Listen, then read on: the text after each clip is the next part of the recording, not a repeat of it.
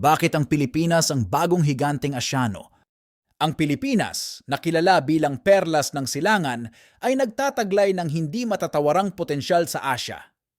Ang kanyang natatanging kultura at likas na yaman ay nag-aanyaya ng paghanga at pagtuklas. Sa nakalipas na dekada, nasaksihan ng Pilipinas ang makabuluhang paglago sa ekonomiya, pinatunayan ng patuloy na pag-angat ng GDP. Ang pag-unlad na ito ay sumasalamin sa katatagan at kakayahan ng bansa. Ang stratehikong lokasyon ng Pilipinas sa Asya bilang daanan ng kalakalan ay nagpapalakas sa kanyang posisyon sa rehiyon. Ang pagkakaroon ng mga mahahalagang daungan ay nagsisilbing tulay sa pagitan ng mga bansa. Likas na yaman ng Pilipinas tulad ng mineral, agrikultura at dagat ay malaki ang kontribusyon sa ekonomiya.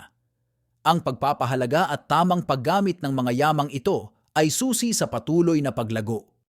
Sa larangan ng teknolohiya at inobasyon, ang Pilipinas ay unti-unting nakikilala.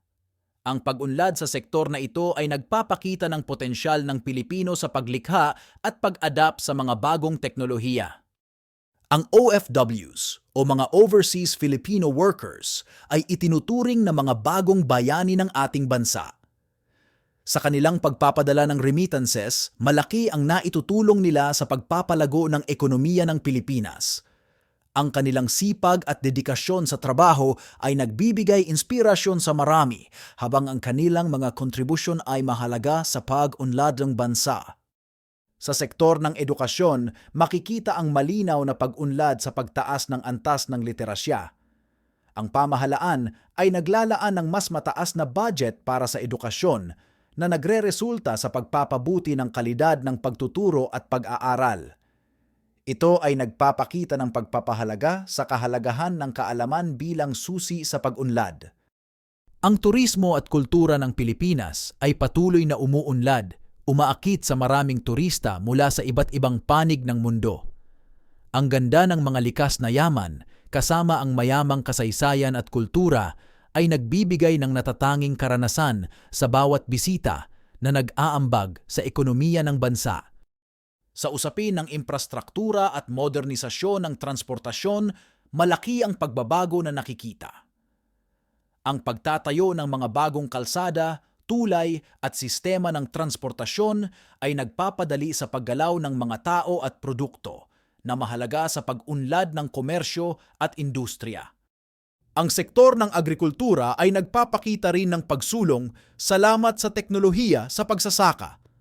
Ang paggamit ng makabagong kagamitan at pamamaraan ay nagpapataas ng produksyon at kahusayan na nag-aambag sa seguridad sa pagkain ng bansa at paglago ng ekonomiya. Ang Pilipinas ay naging tahanan ng booming na industriya ng BPO na nagbibigay ng libu-libong trabaho at nag-aambag sa ekonomiya. Ang sektor na ito ay patuloy na nagpapakita ng paglago salamat sa mataas na antas ng English proficiency at teknolohikal na kakayahan ng mga Pilipino.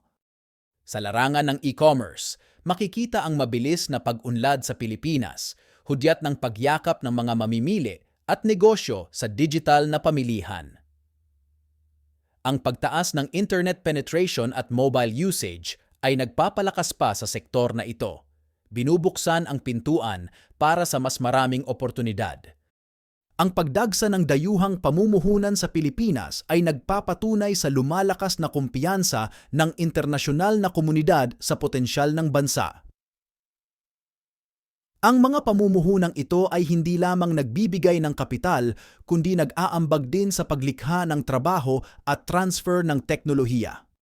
Sa sektor ng enerhiya, ang Pilipinas ay unti-unting nagpapakita ng pagbabago patungo sa renewable resources na isang mahalagang hakbang para sa sustainable development.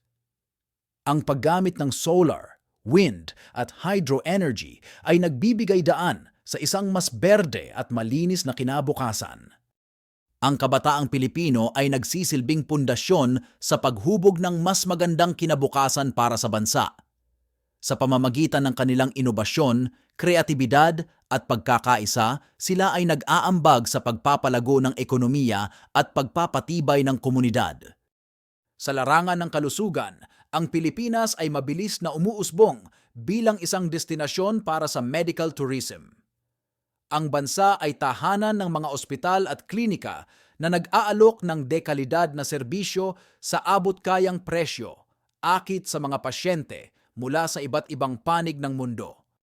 Ang digital transformation ay nagbukas ng pintuan para sa maraming tech startups sa Pilipinas na nagpapakita ng malaking potensyal sa paghubog ng ekonomiya.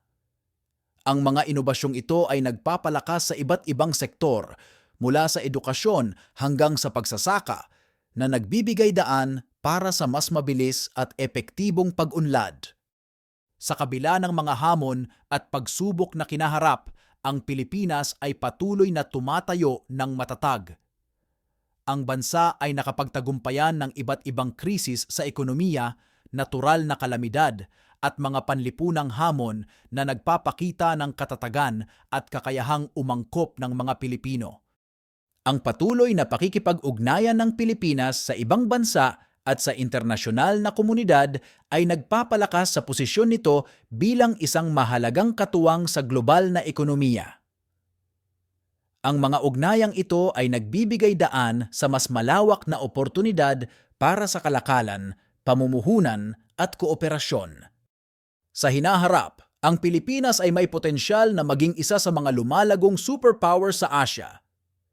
Sa pagsasama-sama ng mga inisyatibo sa edukasyon, teknolohiya, kalusugan at diplomasya, ang bansa ay patuloy na sumusulong tungo sa masaganang kinabukasan.